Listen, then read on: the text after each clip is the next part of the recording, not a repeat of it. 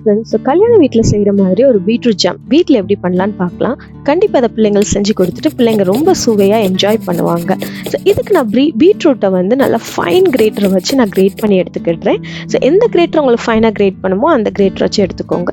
இந்த கிரேட்டரை நம்ம கொஞ்சம் வாஷ் பண்ணிக்கிடுவோம் அந்த பீட்ரூட் எடுக்கிறதுக்கு. ஸோ அந்த வாட்டரே உங்களுக்கு போதுமானதாக இருக்கும். ரொம்ப வாட்டர் யூஸ் பண்ணாதீங்க. ஒரு கொஞ்சோண்டு பிஞ்ச் ஆஃப் உப்பு ஆட் பண்ணி கொஞ்சம் டேட்ஸ் வந்து நீங்கள் ஆட் பண்ணிக்கோங்க ஃப்ளேவருக்கு.